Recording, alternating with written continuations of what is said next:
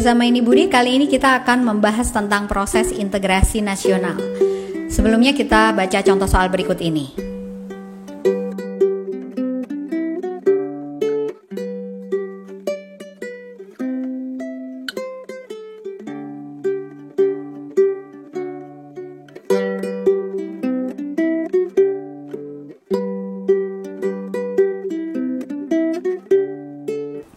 Integrasi nasional adalah proses penyesuaian di antara unsur-unsur yang saling berbeda di dalam kehidupan masyarakat secara nasional, sehingga menghasilkan suatu pola kehidupan yang serasi fungsinya bagi masyarakat.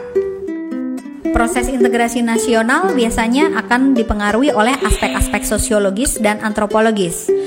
Dalam prosesnya, integrasi dituntut adanya kesepakatan terhadap nilai-nilai umum yang ada dalam masyarakat melalui proses sosialisasi, akulturasi, asimilasi, dan enkulturasi. Contoh bentuk integrasi nasional adalah Sumpah Pemuda yang menghasilkan nasionalisme dan menyatukan rakyat Indonesia secara sosial dan secara politik melalui semboyannya satu tanah air, satu bahasa, dan satu bangsa. Sekarang bagaimana proses integrasi terjadi?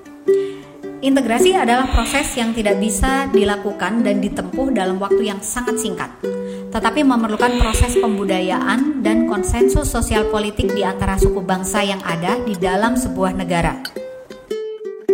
Menurut William Liddell, pertama, sebagian besar anggota suku bangsa bersepakat tentang batas-batas teritorial dari negara sebagai suatu kehidupan politik. Kedua, apabila sebagian besar anggota masyarakat yang bersepakat mengenai struktur pemerintahan dan aturan-aturan dari proses politik yang berlaku. Proses integrasi nasional harus melalui fase-fase sosial dan politik. Pertama, melakukan pengorbanan sebagai langkah penyesuaian antara banyak perbedaan, perasaan, keinginan, dan ukuran penilaian. Berikutnya, mengembangkan sikap toleransi di dalam kelompok sosial. Kemudian terciptanya kesadaran dan kesediaan untuk mencapai suatu konsensus. Mengidentifikasi akar persamaan di antara kultur-kultur etnis yang ada. Kemampuan segenap kelompok yang ada untuk berperan secara bersama-sama dalam kehidupan budaya dan ekonomi. Mengakomodasi timbulnya etnis. Adanya upaya yang kuat dalam melawan prasangka dan diskriminasi, serta terakhir menghilangkan pengkotak-kotakan kebudayaan. Dalam konteks Indonesia, maka proses integrasi nasional haruslah berjalan alamiah sesuai dengan keanekaragaman budayanya dan harus terlepas dari hegemoni dan dominasi peran politik etnik tertentu. Berikut ini adalah beberapa tantangan integrasi nasional. Yang pertama, struktur masyarakat Indonesia yang heterogen, baik secara etnis, suku bangsa, agama, adat, dan primordialisme. Yang kedua, sejarah Indonesia ditandai dengan adanya gerakan separatisme.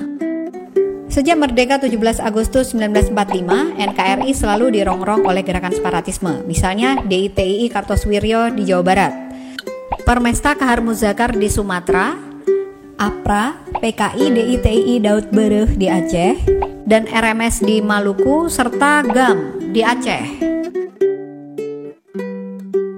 Berikutnya adalah etnosentrisme dan primordialisme sempit. Etnosentrisme ini adalah pandangan yang menilai kebudayaan lain itu diukur dari kebudayaannya sendiri. Sementara itu primordialisme adalah pemikiran yang mengutamakan kepentingan suatu kelompok atas kepentingan kelompok yang lain. Berikutnya adalah tantangan geografis Indonesia yang sangat luas. Terakhir, masih besarnya ketimpangan dan ketidakmerataan pembangunan serta hasil-hasilnya. Biasanya dari sini maka memicu munculnya masalah SARA serta gerakan-gerakan separatisme. Apa yang akan terjadi apabila Indonesia kurang cakap dalam mengelola heterogenitas sosial budayanya?